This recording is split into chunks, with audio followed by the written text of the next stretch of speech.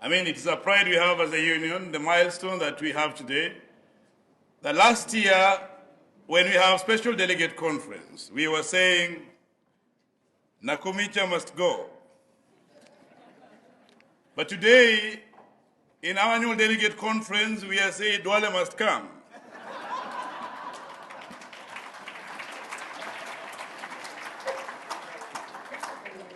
And it happens in a way that when he was appointed, we had the new former minister, who was a doctor, who we were talking to on the issues that are affecting us. And so when he came in as a new current minister, we were worried whether he will have understanding of our issues. And I remember when we had Central Branch annual general meeting, we said that the new CS is a politician and we are not ready to have healthcare being politicized. But when we met with the CS and had a discussion on the issues that are affecting us, he seems to have really read the CBA.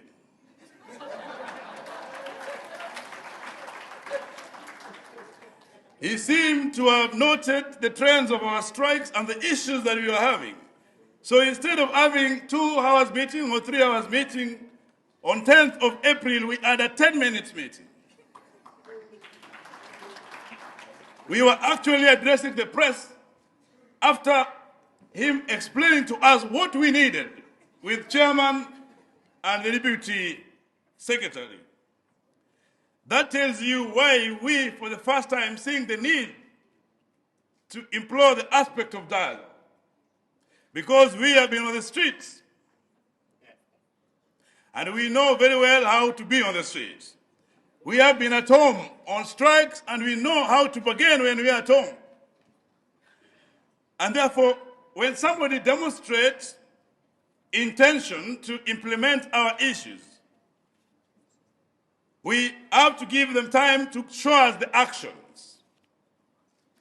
I am saying this because I have had conversations with different people on one fundamental aspect, the degradation of the profession in this country, of the doctor profession. When somebody tells you that you don't work to be paid 206,000, you don't deserve to be paid any wages, it means that the person is trying to enslave you. That they don't see the dignity that you need to have, they don't see that you need to have economic freedom. But he is the CS who came up and said, no, it's not about the pay. In fact, we need to pay you 400,000 like the doctors in South Africa. Or we need to pay you like the doctors of Botswana.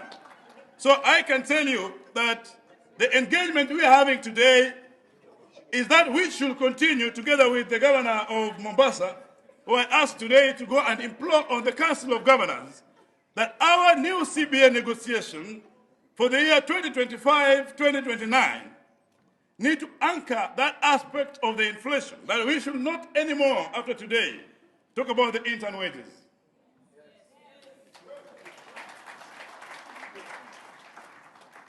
I'm saying this because that understanding is there. We are very keen on stakeholder engagement. We are very keen on making sure that we build consensus within the health sector, because that consensus is going to help us do 2 things. One is that we want to build public trust and confidence in the healthcare system, and we cannot do it when we are not with you. We have to do it together. So there is no more hiding. We will all come here and discuss the issues of healthcare, however difficult those discussions are. And on that, we have been instructed by the Cabinet Secretary to create platforms. And I have suggested that we create platforms for engagement. Waziri is a very bold person. He is always telling us, go meet those people. So I have met with the renal nurses, I've met with the Kenya Diabetic Group. We are meeting with you. Waziri has given us direction that he will lead from the front. We will come here and hear all the uncomfortable things that we can hear, and we will work on them. And that is the change. That is the change because we want to build the consensus. And so, Waziri, with your direction, We are establishing these health policy platforms where we will listen to associations, we will listen to unions, we will listen to the civil society, we will listen to everyone, because we are also on a journey to establish order in the public sector. Bad manners must stop, where everyone is a law unto themselves. And that bad manners also must stop even for you. Okay? Even for you. And I think you guys know us very well. You know me very well. So when I decide to push on an issue, you know there is no stop until it's done. So we must bring order in the public sector. We must bring order in the health sector. And you have clearly seen the direction that Waziri has taken. There must be one voice, one unified vision for the health sector. Not multiple actions, multiple voices, multiple things that sometimes harm our patients. So we are keen on this health policy platform. Number two, and lastly, is advice to my colleagues. I have mentioned this before, and I'll mention it again. In here, we have a lot of scientists. I see my professors are here. Professor Winongor is there. I saw him somewhere. I see my other professor is there. In here, we have a lot of experience. People who have managed schools as deans, people who have managed hospitals as med-subs, people who have even been in positions of CCs, everyone. We have a lot of knowledge in here. Do not diminish your knowledge. You must rise to the level of thought leadership for the sector. You must put forward proposals that are implementable. You must put forward solutions of how this country must be run. Do not diminish all the knowledge and the resource that is in this room into something small. And you know what I call small? When you delegate the duty and the knowledge that you have of determining the policies that we have into begging for your welfare. That I call small. I think we must rise above that. And I want us to all coalesce our heads and look at what is the next big thing. The Social Health Authority that has been put forward to us has a lot of opportunities, the digitization.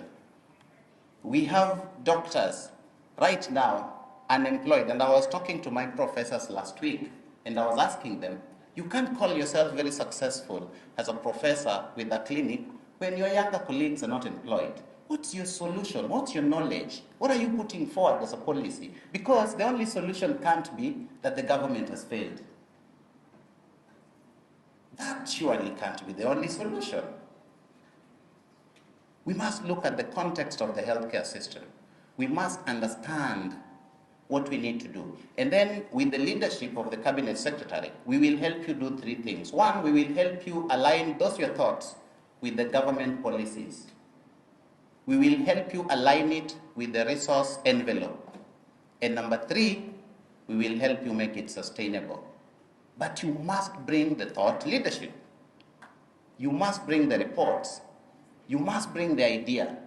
That idea must be innovative. Don't be like Kodak that said we did nothing wrong, but you collapsed.